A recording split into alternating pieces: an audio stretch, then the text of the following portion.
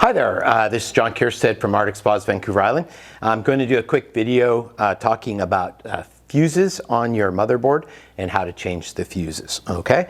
There are a number of fuses on the spas nowadays. The motherboards fuse off most of your larger equipment, right? So anything that's external, like your pumps, your ozone, lights, transformer, those sorts of things, they're all separately fused.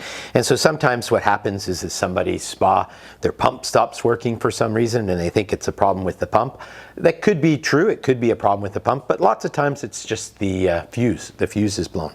And don't forget, we don't do any of this stuff on the motherboard without turning the power off. So I generally will click off the breaker. You see the breaker, I click it off, and I'll even tape that so that people won't come along and accidentally turn it on when I'm working on the spa, right? So good habit, always make sure whenever you're playing around with the wires and stuff in here, it's off. So the fuses themselves are all rated for different power, right? So they can be from 1 amp, 5 amp, 10 amp.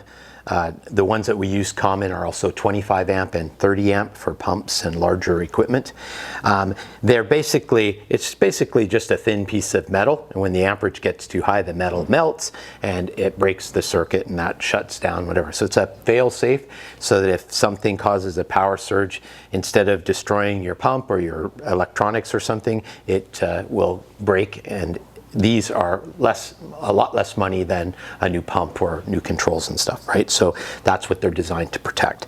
They have the little mounts, if you look in here, they can be a little bit tight, so often I'll put something underneath and kind of prop them up.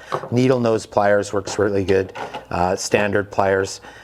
They can be a little bit difficult. They're designed to hold in tight. When I put them in, I usually do one side at a time, and then I just click it in, and then I gently push the other side and hold it in place, right? So they just snap in place, right? If you want to take it out, usually you just pop it up a little bit, wedge it up, take it out. You can use a multimeter to test capacitance on this to see if it is in fact the fuse that's is broken. Another quick way is, of course, just have another one that you know is brand new or good on hand, put it in, and that checks. If you put the fuse in and you check the item and it doesn't work, then it's probably not the fuse that was a problem. There's probably something else.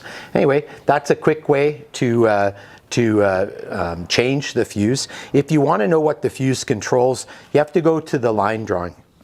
And so if you look over here, it lists the fuse 1, fuse 2, fuse 3, and it shows them by this F1, F2, F3, F4, F5, F6 to 8, right? So this one's lights. F7 is, what does it say? Stereo fan. F6 is circ pump and ozone. You've got your Spa Boy Onsen pump, and then the rest, the larger ones, are typically for pumps, also controlling Wi-Fi on your spa. So those fuses are all things that can be changed. That's not a warranty item. The part, if it fails, is covered during the parts warranty, but you actually have to be able to change this yourself, so that's why we have this video. I'm John Keirstead from Arctic Spas. Thank you for listening.